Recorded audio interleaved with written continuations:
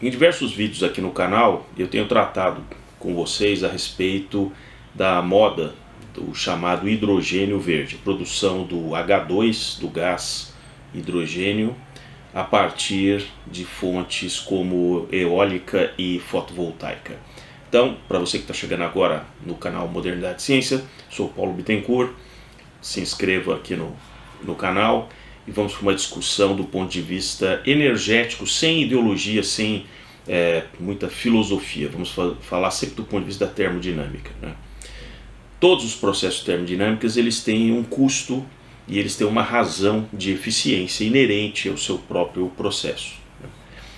Você pode até melhorar a eficiência de todos os equipamentos que estão naquela cadeia de produção de uma determinada energia. Seja um reator nuclear, seja um motor elétrico, seja uma placa fotovoltaica. Falando de uma placa fotovoltaica, evidentemente que ao longo das décadas a eficiência de coleta da energia que vem da fonte luminosa, passando isso pelas placas fotovoltaicas e se convertendo em energia elétrica, ela evoluiu muito. Mas você não vai conseguir superar o limite, em função da latitude onde você estiver no planeta, da quantidade de radiação que por metro quadrado do planeta ele recebe, a menos que nós aproximássemos a Terra do Sol ou tirássemos uma camada significativa da atmosfera para aumentar os 1000 e tantos watts por metro quadrado. Então, o limite tecnológico de aproveitamento ele será atingido quando, em tese, nós tivermos praticamente a 100% de coletar toda a energia por latitude. Quanto maior for a latitude, seja a norte, seja ao sul, menor a eficiência. O ideal é que estivéssemos todos só no Equador, onde a placa teria sua maior eficiência. Por isso que quando você vir uma placa fotovoltaica e onde se coloca nominalmente a potência que aquela placa pode te oferecer, evidentemente numa determinada latitude, ela será expressa em kWp, que é o quilowatt de pico, que seria atingido, por exemplo, ao meio-dia, quando a placa tem ali a maior absorção. No começo do dia, no fim do dia, esses quilowatts, na verdade, são menores do que no pico. Por isso que se coloca aquilo e fala, olha, você só vai conseguir atingir essa potência num espaço muito curto do dia. Por isso que, apesar de ser extremamente desejável que tenhamos cada vez mais energia fotovoltaica, ela não é tão eficiente quanto se fosse energias prontas, como por exemplo atômica, termoelétrica. Então, essa é uma limitação física, não é uma questão de gosto, né? Então, vamos aqui para alguns dados a respeito do hidrogênio verde. A Alemanha está fazendo uma campanha muito forte, que ela não tem o espaço geográfico ali propício para gerar o tal do hidrogênio verde, que viria de fontes eólicas e fotovoltaicas. Então ela está inoculando isso através da mídia, através de toda uma pressão de órgãos de pesquisa, institutos e tal. Então ela já conseguiu, por exemplo, que no Ceará se tem uma planta de produção do tal hidrogênio verde, e agora recentemente, num investimento ali feito por uma grande central de geração de energia hidroelétrica no estado de São Paulo, se fez uma planta piloto para a produção de 1 megawatt de tal do hidrogênio verde, evidentemente adquirindo os equipamentos de empresas alemãs. Aí que está a grande sacada dos alemães. Eles vão empurrar isso para você produzir o hidrogênio verde, para eles usarem essa energia limpa lá na Alemanha. O uso do hidrogênio já tem mais de 100 anos, isso não está sob questão, né? A maior parte do hidrogênio produzido, e a gente precisa do hidrogênio para várias atividades industriais, seja de purificação, seja na indústria de vidro, indústria de petróleo. Então isso não está sob questão, nós precisamos realmente produzir hidrogênio. A questão é que estão tentando encaixar que não, a questão é o hidrogênio verde, né? A maior parcela, 48% do hidrogênio que é produzido, com dados a partir de 2019, vem do gás natural, que gera ali em torno de 48% do hidrogênio verde produzido no ano. Em seguida, 30% vem exatamente de óleos pesados, né, que podem realmente também no processo químico ali gerar o hidrogênio. Né. O tal do hidrogênio verde por fonte fotovoltaica e que depende da eletrólise, e aí eu vou entrar nesse aspecto um pouco mais adiante, é responsável por 4% apenas da produção. Simplesmente porque o custo de produção dele é de 5 vezes o que seria de uma fonte como gás natural e de óleo pesado. Ainda que o processo tenha sido melhorado nos últimos anos, de novo, pegando o exemplo das placas fotovoltaicas, ele vai esbarrar numa questão física que o processo da eletrólise, fisicamente, ele é muito menos eficiente do que um processo químico que você envolva o gás natural com metano ou com óleo pesado para a produção do hidrogênio. Né? Isso não tem, isso é uma questão física. Né? Não estou falando de melhoria do processo, eu estou falando que você tem uma limitação no próprio processo. Então temos alguns dados aqui que são interessantes. O hidrogênio ele é muito leve. Você, por exemplo, numa situação de temperatura ambiente, você conseguiria colocar ali 90 gramas de hidrogênio em 1 metro cúbico. Então ele é muito tênue. Né? O fato dele ser muito tênue, porque ele é formado apenas de 2 moléculas de hidrogênio, que é a molécula mais simples, né, ali na tabela, faz com que para você comprimir o hidrogênio seja muito mais penoso, ou seja, você gasta muito mais energia para comprimir 1 metro cúbico de hidrogênio do que seria, por exemplo, de metano, que é bastante usado também como fonte de energia. A proporção eu peguei aqui para vocês, se nós pegarmos no nível do mar a 1 atmosfera e 0 graus, se nós estivermos a 0 grau, 1 quilo de hidrogênio, você precisaria ter ali 11,2 metros cúbicos para ele ficar ali na pressão de 1 atmosfera. Na mesma pressão, 1 quilo, nós estamos falando sempre em massa, né? E aí comparando com volume, né?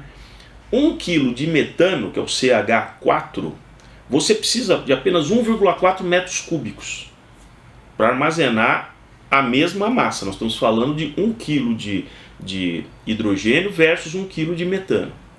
Ora, como você não vai ter espaço em abundância de quase 10 vezes, qual que é a solução? A solução é você comprimir esse hidrogênio para que ele de repente caiba nos mesmos 1,4 metros cúbicos do metano. Só que aí ele não vai estar em 1 atmosfera, ele vai estar a 350 atmosferas. Então aí já vem um outro problema em questão do hidrogênio. Ele não só ele se inflama muito fácil, basta ver o Zeppelin Hindenburg, que com uma faísca ele entrou em combustão, ele tem um poder calorífico muito forte, o hidrogênio, e você ao mesmo tempo tem que compactá-lo numa pressão de 350 atmosferas. Então os caminhões, as carretas que transportam o hidrogênio nessas condições, a espessura dos cilindros, eles têm que ser de tal maneira para aguentar essas 350 atmosferas, que quando você pega uma carreta que vai transportar os vários cilindros de hidrogênio e pesa essa carreta sem o hidrogênio, e depois você pesa após o carregamento, o peso é muito parecido. Porque, vamos dizer assim, 97% do peso está na estrutura do caminhão para aguentar os cilindros e a espessura das paredes do cilindro. Então veja também o custo de transporte de algo que tem que ser tão reforçado, tão pesado. Vocês entendem onde que eu quero chegar? Aí você pega, por exemplo, lá, Furnas, entra num projeto desse, eu acho que é um projeto interessante. Enquanto você tem o dinheiro para pesquisa, você pode ficar pesquisando durante 100 anos, se você quiser. Se é viável ou não, aí que eu tenho minhas dúvidas. Então vocês vejam, existem placas que são colocadas sobre o reservatório. É claro que numa hidrelétrica você tem uma área de reservatório muito grande, né?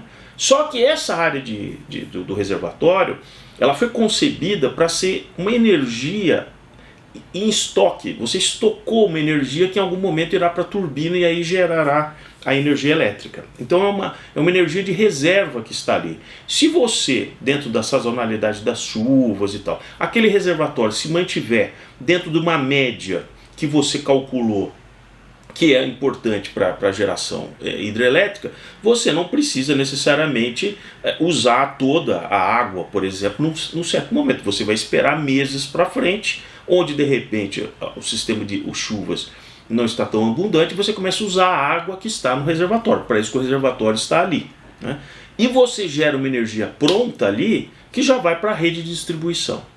Agora, vejam onde que é o problema da eficiência da geração, que o tema é muito bonito, mas nós vamos para a eficiência. Você coloca placas fotovoltaicas flutuando ali sobre o lago do reservatório. No processo de eletrólise, você consome água. Em linhas gerais, ali, mais ou menos 1 litro ali por metro cúbico. E a gente sabe que 1 metro cúbico você tem ali só 90 gramas de hidrogênio. Então, olha que interessante. Você vai coletar a energia que vem do sol, transformar isso em energia elétrica nas placas. Você poderia colocar isso junto, desde que a hidrelétrica ela já tem uma saída de rede de distribuição. Toda hidrelétrica ela tem que distribuir energia, então ela já tem uma rede de distribuição. Então eu vejo que seria muito interessante você aproveitar a superfície de um lago com placas fotovoltaicas para aumentar a capacidade daquela hidrelétrica. Tem todo sentido isso, desde que você, ao coletar aquela energia, você já distribua isso na rede de distribuição. Digamos que num momento de verão, de grande capacidade, ali, sem nuvens, de repente, pela produção de energia fotovoltaica, aquela hidrelétrica pode desligar de repente 1, 2 turbinas, o que vai fazer que ela economize água do reservatório. Então é uma grande ideia. Agora, você capturar a energia que vem do sol, transformar em corrente contínua, jogar nas células que vão fazer eletrólise, num processo extremamente ineficiente, porque o próprio processo de eletrólise, você está fazendo uma corrente passar por um elemento, ela tem toda uma dificuldade para chegar nos elementos, o anodo e cátodo, aquela coisa toda, e para começar a emitir oxigênio e hidrogênio. Aí você tem que capturar o hidrogênio, e como o hidrogênio ele é muito levinho, ele é muito pouco denso, você rapidamente tem que começar a comprimir esse hidrogênio, baixar a temperatura para comprimir, colocar em cilindros, para depois transportar em carretas gigantescas para onde você quiser, até chegar, por exemplo, na Alemanha. Veja o custo e veja a grande ineficiência. Essa hidrelétrica ela está usando água desnecessariamente para gerar um cilindro de hidrogênio que vai ser usado depois lá para gerar uma célula de energia, para gerar de novo energia elétrica, para gerar um motor de um carro, uma coisa assim. Sendo que aquela água que foi para aqueles tanques de eletrólise poderia ser a água que estava reservada para gerar energia elétrica. Então não tem o menor sentido você, numa hidrelétrica, sinceramente, usar uma água que está reservada para colocar num processo de geração de, por exemplo, de hidrogênio, sendo que você já coletou a energia das placas fotovoltaicas, você já poderia colocar isso na rede. De novo, o que não quer dizer que a gente vai viver sem o hidrogênio. O hidrogênio já está na nossa vida, no processo industrial. Agora, as fontes que geram CO2 e tal, elas vão continuar sendo extremamente competitivas em relação ao hidrogênio. Você imagina num processo que use, numa empresa de vidro, processos químicos, filtragem de uma série de coisas da área de petróleo, você dizer o seguinte: não, você não pode mais usar óleo e gás natural e você vai pagar 5 vezes mais de custo para gerar esse hidrogênio por metro cúbico que você está gerando. A medida é megajoules, né, que é a medida de energia, 5 vezes mais. E de novo, isso não tem a ver com a eficiência. Por mais que nesses projetos se procure melhorar a eficiência de todo o processo, uma coisa a termodinâmica não perdoa. Você coletou a energia, já tem uma certa perda na placa fotovoltaica, haverá, sem dúvida haverá uma pequena perda. Coloque essa energia o mais rápido possível na sua linha de transmissão, que também tem perda, até chegar no cliente final. De qualquer forma, essa cadeia ela é muito mais curta e muito mais eficiente do que você coletar energia solar, passar pelas placas fotovoltaicas, gerar energia contínua, levar para os tanques de eletrólise, ter que capturar o hidrogênio, compactar esse hidrogênio, colocá-lo dentro de cilindros e transportar como cilindro por caminhões, por carretas, por navios até o destino final. Então, realmente, de tudo que eu anotei aqui, eu cobri acho que uma boa parte. Então vejam que essas ações têm muito mais a ver com um marketing dentro de todo o conceito do ambientalismo atual, essa coisa, e uma grande maneira de várias empresas na Alemanha ganharem o seu dinheiro, né? Então temos que ficar atento a esse tipo, né, de jogada, né? Senão daqui a pouco nós vamos ter que pagar por uma energia muito mais do que a gente já conseguiria pelas nossas hidrelétricas de reservatório.